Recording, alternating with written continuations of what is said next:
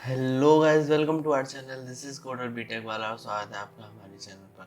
और अगर आप हमारे चैनल पर नए हैं तो जल्दी से जाके चैनल को सब्सक्राइब कर दीजिए। हमारी और भी इंटरेस्टिंग वीडियोस को देखने के लिए बेल आइकन को भी दबा दीजिए। तो पिछली वीडियो आपने देखी होगी, उसमें मैंने बताया था जीसॉक क्या होता है, जीसॉक के बारे में और भी सारी चीज़ें। तो उसमें अगर आप लोगों को प्रपोजल बनाना है तो इस वीडियो में बताने वाला हूँ किस तरीके से आप अपना एक बेहतरीन गुड क्वालिटी का प्रपोजल डिज़ाइन कर सकते हैं। उसमें कौन कौन सी चीज़ें आपको ध्यान में रखनी है, कौन कौन सी चीज़ें ध्यान में नहीं रखनी है, कौन कौन सी चीज़ों को देख के आपका प्रपोजल काफ़ी यूनिक और अट्रैक्टिव लगेगा, वो सारी चीज़ें आज हम इस वीडियो में डिस्कस करने वाले हैं। तो आप चैनल पर नए हैं तो जल्दी से जाकर चैनल को सब्सक्राइब कर दीजिए। अगर आपके किसी दोस्त या किसी भी आपके जो नीडेड वन को अगर प्रपोजल बनाना है तो उसको भी ये वीडियो शेयर कर दीजिए। तो ज़्यादा देरी ना करते हुए हम एक अच्छा सा प्रपोजल के बारे में देख लेते हैं किस तरीके से बनाते हैं।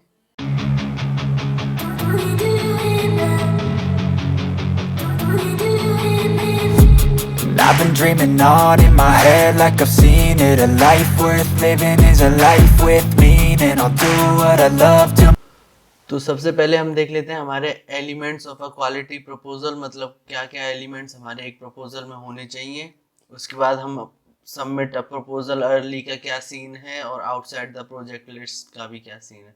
तो उससे पहले मैं आपको एक चीज़ बता दूं जो आपको अपने ध्यान में रखनी है कि पहले हम इसकी ये डिटेल देखेंगे, उसके बाद मैं आपको वीडियो के एंड में एक छोटा सा एग्जांपल दिखाऊंगा प्रपोजल का कि किस तरीके से आपको प्रपोजल बनाना है, और उसे मैं डिस्क्रिप्शन में अटैच भी कर दूंगा ताकि वहां से आप हेल्प भी ले सकें। तो यहाँ पे मैं elements of a quality proposal देख लेता हूँ। आपको सबसे पहले जो चीज़ इंक्लूड करनी है अपने प्रपोजल में वो है आपका नेम और कॉन्टैक्ट इन्फॉर्मेशन। यही कि नहीं कि आप सिंपल अपना नेम या अपनी जो एक दो डिटेल्स हैं वही रख दें। आपको अपना पूरा नेम, फुल डिटेल्स, आपका एड्रेस, आपका मोबाइल नंबर, आपकी ईमेल आईडी और जितनी भी कॉन्टैक्ट इन्फॉर्मेशन में चीज़ें आती हैं आप वो सारी इसमें डाल दें।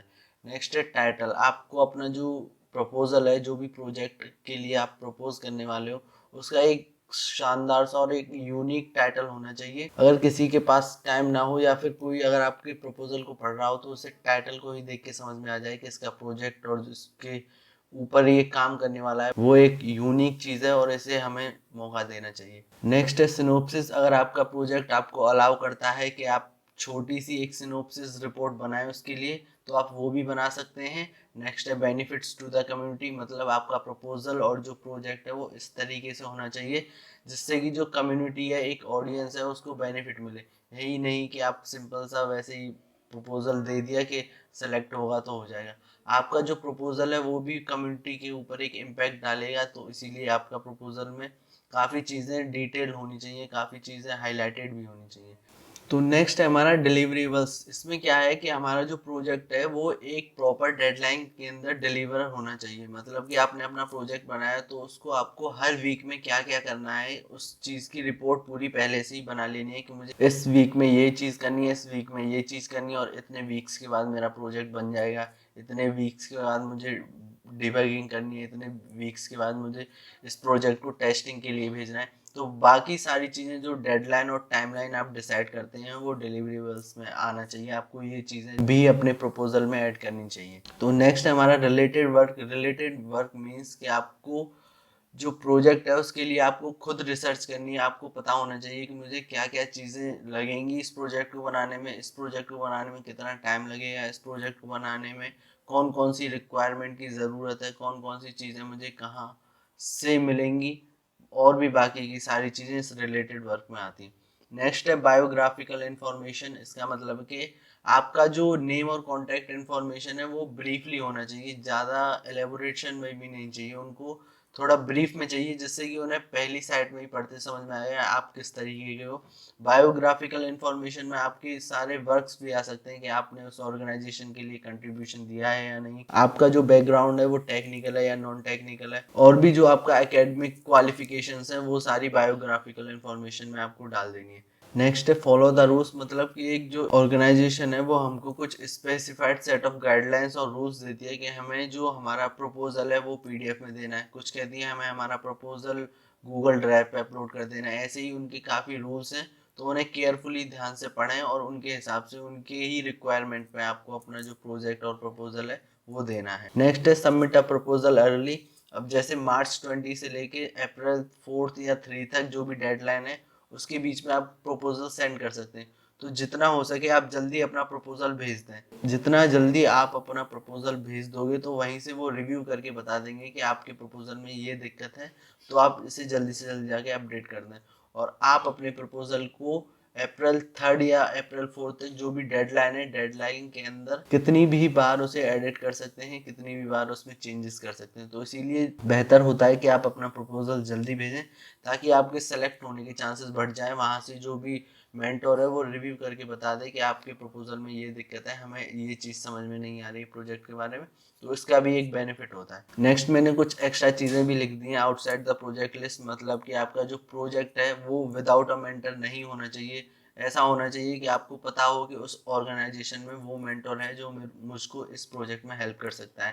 कहीं ऐसा ना हो कि आपने project out of the site बना दिया कि उस ऑर्गेनाइजेशन में वो मेंटर नहीं है जो आपको उस प्रोजेक्ट के लिए हेल्प करे। तो इसीलिए ज़रूरी है कि आप ऐसा प्रोजेक्ट चुनें जो कोई मेंटर आपको हेल्प कर सके। नेक्स्ट है projects that belongs with other summer of code organisations, मतलब कि आपको जो प्रोजेक्ट्स है वो ऐसा भी ना हो कि वो दूसरी जो समर ऑफ कोड ऑर्गेनाइजेशंस हैं उनको बिलोंग करता हो, काफ़ी थोड़ा हटके, थोड़ा यूनिक प्रोजेक्ट होना चाहिए। तो वही ये कह रहे हैं, projects that represent too large scope, मतलब कि आपका प्रोजेक्ट ऐसा ना होना चाहिए कि उसे बनाने के लिए काफ़ी ज़्यादा टाइम लग जाए। मतलब कि आपका जो प्रोजेक्ट है आपको छोटे छोटे पार्ट्स में वीक बाई वीक कंप्लीट करना है, ऐसा होना चाहिए। जैसे ही आपके सारे वीक्स खत्म होते हैं तो वो जो ऑर्गेनाइजेशन है वो चेक करती है कि आपका प्रोजेक्ट कहाँ तक पहुँचा। एंड में उन्हें कंप्लीट प्रोजेक्ट नहीं चाहिए, वो अगर आपका कंप्लीट प्रोजेक्ट बन गया तो अच्छी बात है, अगर आपका नहीं बना तो वो देखते हैं कि आप सक्सेस की कितनी करीब पहुंच चुके हैं। नेक्स्ट है इनकोहेरेंट प्रपोजल्स, मतलब कि आपके जो प्रपोजल्स हैं वो आधे अधूरे नहीं होने चाहिए। नेक्स्ट है proposals that are inappropriate for legal और सोशल रीजन, मतलब कि अगर आपका जो प्रोजेक्ट है वो आपकी एक टारगेट ऑडियंस के लिए बना होना चाहिए। ये नहीं कि आपने प्रोजेक्ट बना दिया और जो ऑडियंस है वो उसे यूज़ नहीं कर पा रही है ठीक से, वो जो यूज़र का जो रिक्वायरमेंट है वो फुलफिल नहीं हो पा रहा है। तो इसीलिए आपका जो प्रोजेक्ट्स है वो ये जो चीज़ें हैं इनको भी ध्यान में रखना चाहिए। नेक्स्ट है बोरिंग प्रोजेक्ट्स नहीं होने चाहिए। अगर आपके प्रोजेक्ट्स बोरिंग हुए या इजी हुए, जो उनको लगता है कि ये तो हर कोई बना लेगा, तो वो आपका प्रपोजल पहले ही रिजेक्ट कर देंगे। तो थोड़ा यूनिक, थोड़ा हटके प्रोजेक्ट होना चाहिए आपका। नेक्स्ट है step that already been done to death, इसका मतलब है कि जो प्रोजेक्ट है आपका वो ये नहीं कि आपने पुराना कोई प्रोजेक्ट ले लिया हो वही कॉपी करके छाप दिया हो। उससे क्या है, आपका प्रपोजल डायरेक्टली रिजेक्ट हो जाएगा। तो आपका जो प्रोजेक्ट है वो यूनिक होना चाहिए। मैं शुरू से ही बोला प्रोजेक्ट मस्ट बी यूनिक, तभी आपका प्रपोजल एक्सेप्ट होगा। आप कहीं से इधर उधर से आइडियाज ना लें, या तो ऑर्गेनाइजेशंस के आइडियाज लें या खुद का कोई आइडिया डेवलप करें। तो एक सिंपल सी टिप दे देता हूँ, अगर आपको आइडिया नहीं आ रहा है तो आप किन्हीं दो टेक्नोलॉजीज को लें और उन दोनों टेक्नोलॉजीज को मर्ज कर दें, तो आप एक यूनिक, एक नया आइडिया बना दें, उससे आपका प्रोजेक्ट काफ़ी अच्छा बनेगा। और उसके बाद मैं आपको दिखा दूंगा अब एक प्रपोजल का एग्जांपल, किस तरीके से प्रपोजल होना चाहिए। ये प्रपोजल फॉर जीसॉक 2018 के लिए बनाया गया था किसी स्टूडेंट ने। तो इसमें उसका जो टॉपिक था वो था implement geo spatial data viewer in PG admin 4 for post GIS, ये उसके प्रोजेक्ट का टॉपिक था। उसके बाद उसने जो मैंने बताया था contact details, name and contact information, उसके लिए उसने अपना नेम बताया, उसने अपना सर नेम बताया, कंट्री बता दी, ईमेल, फ़ोन नंबर, उसने अपना गिटअप बता दिया, उसने अपना पर्सनल ब्लॉग अकाउंट बता दिया, उसने अपना लिंक्डइन बता दिया। उसके बाद उसने अपना सीधा प्रोजेक्ट से शुरुआत कर दी, उसने बाकी की सारी चीज़ों में टाइम वेस्ट नहीं किया। ये जो प्रपोजल है ये सेलेक्ट हुआ था जीसॉक 2018 के लिए, तो इसीलिए मैंने इसको लिया है। वहाँ पे उसने अपना प्रोजेक्ट का नेम जो ही मैंने पहले बताया था वही में है। और उसके बाद उसने प्रोजेक्ट के बारे में थोड़ी डिस्क्रिप्शन दे दी है कि उसने प्रोजेक्ट टूल ये क्या है, इसमें कौन कौन सी टेक्नोलॉजीज यूज़ होंगी, कौन कौन से फ्रेमवर्क्स यूज़ होंगे, ये सारी चीज़ें उसने बता दी। उसके बाद उसने बहुत अच्छी चीज़ें की हैं, उसने यहाँ पे रेफरेंस भी डाल दिया है कि आप प्रोजेक्ट विकी से जाके और डिटेल्स ले सकते हैं इसके बारे में। और उसके बाद यहाँ पे उसने एक प्री डिज़ाइन बताया है, इंटरफेस डिज़ाइन के, उसका जो प्रोजेक्ट है वो कुछ इस तरीके से बनेगा आगे जाके। और उसने प्रोग्राम फ्लो डायग्राम भी बना दिया है। यहाँ पे ये डायग्राम ज़रूरी होता है आपके हर प्रोजेक्ट्स के लिए, अगर आप डीएफडी भी बना सकते हैं, डेटा फ्लो डायग्राम। और यहाँ पे उसने टेक्नोलॉजीज का रोड मैप भी बना दिया है कि वो वेब बेस्ड है, उसके लिए उसे जावास्क्रिप्ट यूज़ करनी पड़ेगी, और भी बाकी की सारी चीज़ें उसने यहाँ पे लिख दी हैं, आप पढ़ लेना अगर आपको ज़रूरत पड़े। उसके बाद उसने कुछ चीज़ें और दिखाई हैं कि जो जो मेन मेन वर्ड्स हैं, जो मेन मेन टेक्नोलॉजीज या जो मेन टर्मिनोलॉजीज हैं वो उसने यहाँ पर डिस्क्राइब कर दी है कि ज्योमेट्री एंड ज्योग्राफी में क्या है, और 2D 3D M 3D Z 4D geometric coordinates जो हैं वो दिखा दिए उसने।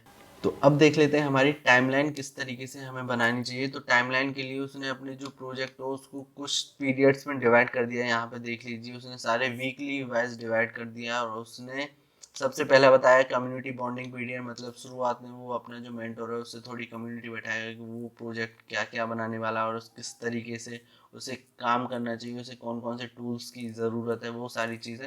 उसके बाद ऑफिशियल कोडिंग पीरियड मई 15 से अगस्त 16 तक उसका शुरू हो गया, उसने 2-3 महीने लिए।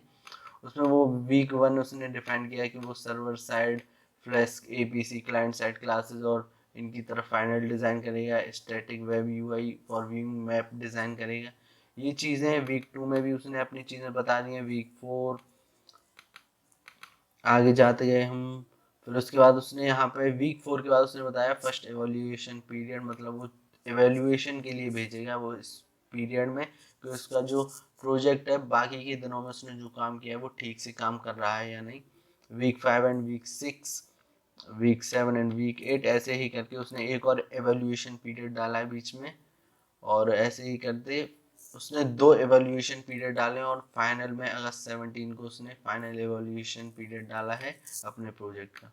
उसके बाद उसने अपना जो प्रोजेक्ट है उसका जेंट चार्ट भी बना दिया है किस तरीके से। ये जेंट चार्ट आपने सुना होगा ऑपरेटिंग सिस्टम में बनाते हैं कि एक टाइम पीरियड के अंदर आप कितना टास्क कर रहे हैं, वही इस तरीके से इन्होंने अपना एक जेंट चार्ट भी बना के दिखा दिया है कि अगर कोई प्रपोजल पढ़ रहा है तो उसे उससे गो थ्रू ना करने की जगह वो इससे सिंपल गो थ्रू करके पता लगा सके कि आगे वाला जो प्रपोजल भेज रहा है वो किस तरीके से काम करेगा। और उसने यहाँ पर कुछ इंपॉर्टेंट जो क्वेश्चन है उनके भी आंसर बता दिए। Do you understand this is serious commitment equivalent to a full time paid internship और समर जॉब, इन सभी के उसने आंसर्स भी दे दिए ताकि उससे सामने वाले को लगे कि ये बंदा काफ़ी ऑनेस्ट है और अपना टाइम हमें देगा।